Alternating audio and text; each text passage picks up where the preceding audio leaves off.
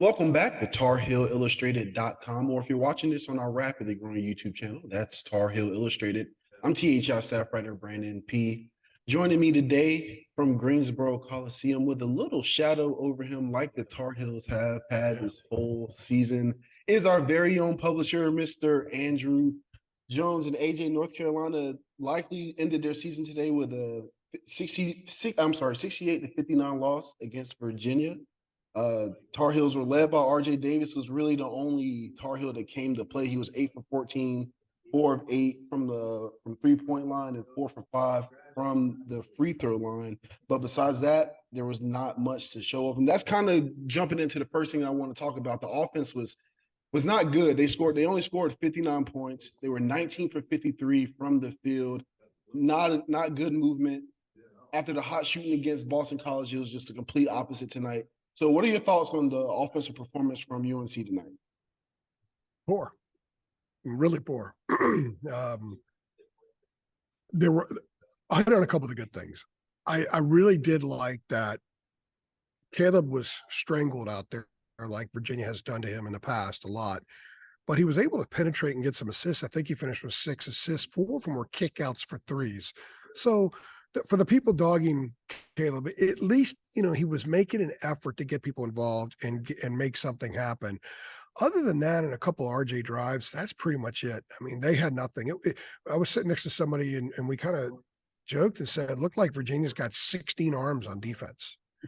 And Carolina was part of that's Virginia. It's the way they play. In fact, in the first 4 minutes of the game, Virginia got hands on 5 balls when Carolina was on offense. But Carolina played into that. The movement was not great. The screening was not great. And it uses screens that well. I think that Carolina, they had a nice skip in their step early, but the ball didn't fall. And Leaky told me last night, when the ball falls, we just play better, which is, it's an admission of kind of where this team has been all season.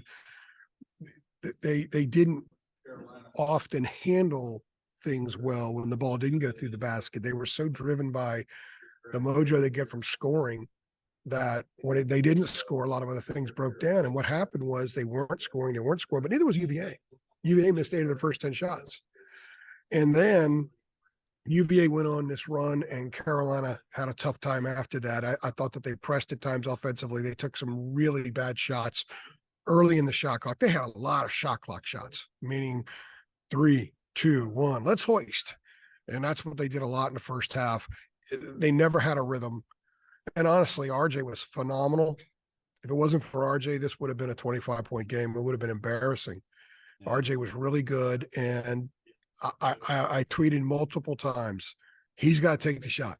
You got to get the ball in his hands, let him shoot. Because early in the year, the first month, 5 weeks, when he had the tape on the fingers, he didn't shoot well. Took the tape off. He was amazing for 9 games, injured the finger again at Syracuse, then struggled for the next 8 games, and then took the tape off before the last UVA game a few weeks ago, and he's been on fire since then. He was on fire tonight. I mean, pretty shot, beautiful rotation. Everything was the same every time. But Brandon, he had 1 field goal in the last 16 minutes of the game, and only 2 field goal attempts, and then once he went to the free throw line. They went away from him. If he got rid of the ball on the half court, he never got it back. And that's bad. They're not a good offensive team. They haven't been a good offensive team for a while. They're in the 50s. They don't have a great rated tempo. They don't fast break. They had 2 fast break points tonight and 2 points off turnovers, and it was the same sequence, and there were 2 free throws by RJ.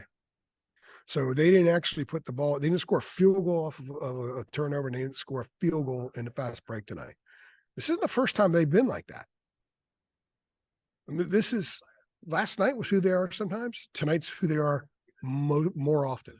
Yeah. And you can't be that way when you play Virginia. If you've got a hot hand, you got to ride it, because it's so hard to get good looks because they're such a good defensive team.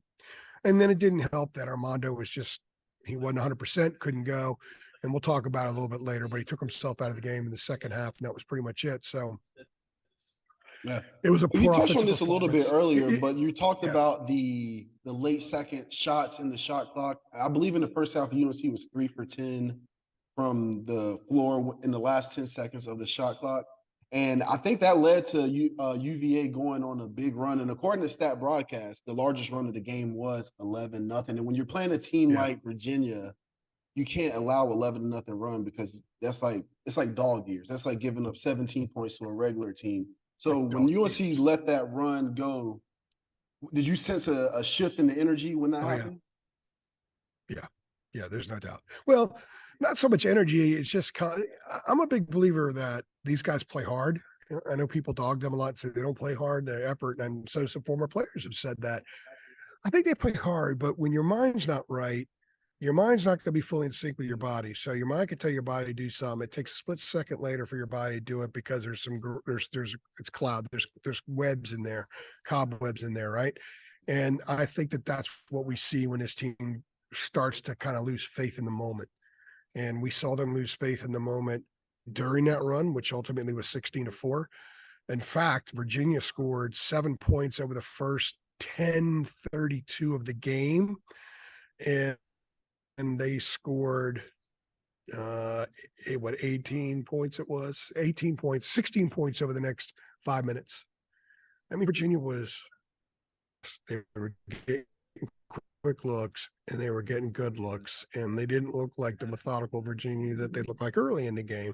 And then in the second half, Carolina was in it. You come out and start the second half, very important period. UVA clearly made adjustments at halftime that North Carolina didn't make. And the intent was go right at them, attack the basket, go right at them. It took maybe 11 minutes, 12 minutes before UVA even attempted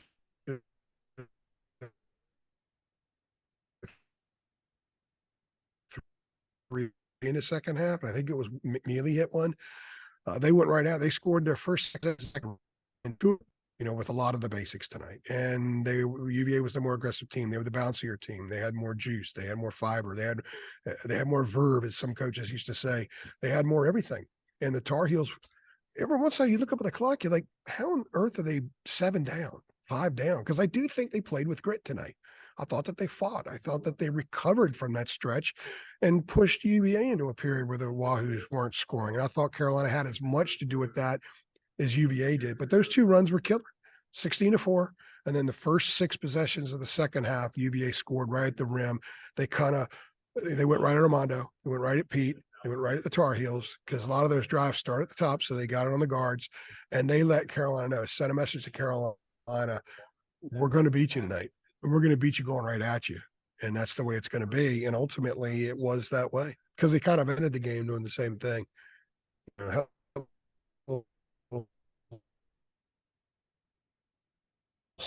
Skipping their step toward the end, the way they closed. So stopping run. You stop runs with defense, not offense. And that's been an issue. I don't think this is a bad defensive team. I think by and large, Carolina's a solid defensive team. But when they get in those runs and everything's going bad and it feels like the walls are caving in, they're a bad defensive team, a bad execution team when those stretches occur. Yeah, AJ, those are some very good points. And another thing is this is the second time UNC has played UVA mostly without Armando Bacot, with definitely an injured Armando Bacot. And tonight he just wasn't as impactful. And eventually he was out of the game and he didn't show back up to the game. He didn't come back in the game they played pretty much the whole second half without him. So what do you know about Armando Bacot not playing or his injury? I talked to him. I talked to him after the game. He took himself out about 7 minutes in. He said he just couldn't go. He was trying. He was very limited. Couldn't guard away from the paint. A couple of times he tried to move on Shedrick and Cafaro, and he actually got one off on Cafaro's first basket. A little jump hook looked pretty nice, but the wear and tear, he just couldn't go. Didn't have spring. 4 points, 3 rebounds in 21 minutes. Took himself out and said, "Look, I can't go, and the team's better off without me on the floor right now because I'm not able to help." So they went the last 13 plus minutes without him on the court. So it's unfortunate for Armando that the last 5 games have been either foul trouble or injuries. In fact, he scored 43 points the last 5 games and like 34 rebounds. So he hasn't been the Armando he was prior to that, and certainly wasn't tonight. And Carolina could have used him. They could have used some of that some of that stuff that he brings you in the paint, and certainly with the doubles. I mean, he didn't handle the doubles real well early because he just didn't have the skip. He didn't have the step. I told you last night, I told Jacob last night, we did that video, that when he came back in the second half after injuring his ankle, there were 3 occasions which he turned up court, twice during live action, once during a dead ball, and he kind of did it with one leg. So he was getting a lot done before the game. Jonas Saratian and Doug Halverson were working with him. He was bouncing, doing some running and stuff, and you could tell he was laboring, but he was going to give it a go because that's what he does. And he just didn't have a whole lot there tonight.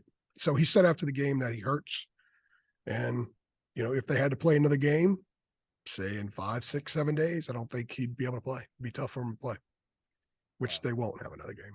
Well, if they do have another game, it will be in the NIT. And what's the sense of the? I don't know if the players are accepted the fact that they probably won't make the tournament, but what's the sense of the NIT or other possible postseason tournaments? Is it NCAA or bust, or what do you think? I don't think they're going to use the or bust ever again in this program. I don't think that works out. The mood in the locker room was kind of what you would expect. I talked to 4 players. I asked them about the NIT. None of them said they want to play in it. They didn't say they didn't per se, but none of them said they want to play in it. And I got the impression that they don't, and that the season's over and they're ready to move on. I don't think there's anything to gain by playing. So I would imagine that the players will win. They can decline a bid if they want, but they're not going to make the NCAA. It would be a stunner of all stunners if they made the NCAA tournament. In fact, I can confirm that they may not even have a watch party Sunday. So they're on the outside looking in. I know a lot of other teams like Wisconsin lost and Michigan lost and Nevada lost, I believe, in their tournament, but so did North Carolina. And they have one quad one win, period. And that's all they're going to have. That's all they're going to take to the table. And they had opportunities here late in the year to get it done, but they lost 6 of their last 9 games. Yep. So yeah, so the mood was, I think the mood told me the season's over. They're ready to go. And I would be stunned if they make the tournament. So what does this mean? It means, to me, it means the season's, 99.9% season's over. And it's probably good because a lot of players have to make decisions, personal decisions. And Hubert needs to start figuring out roster management for next year. And give him a little extra time to take a look at the portal and start looking at some guys. I know that there are some players out there that have communicated some things, and they can't enter the portal till March 13th. Unless you're a graduate, you can enter right now. So we'll see what happens, but I think it's probably best for everybody that it's over. They all do what they got to do and then reconvene at some point with a new look Carolina, because they do need to change some things from the top down. There's no doubt about it.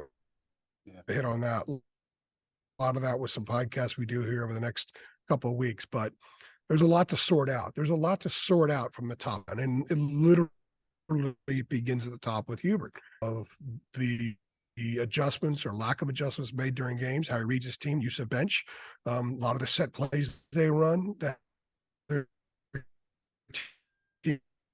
teams easily sniff out beforehand it, and there's a lot they have to deal with. And I would think that in some ways, for the sake of next year, maybe the best thing right now is to get on that, get working on that and move on.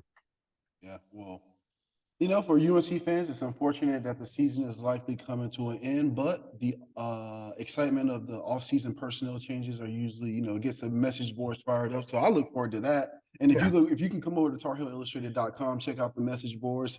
They're going to be on fire with this transfer portal. But I think that's a good place. What'd you say? Sure are. They're going to be on fire now. Yeah. They're going to be on fire for a while. Yeah. Well, I think that's a great place to stop. For TarHeelIllustrated.com, I've been Brandon P. He's been Andrew Jones. Thank you for watching.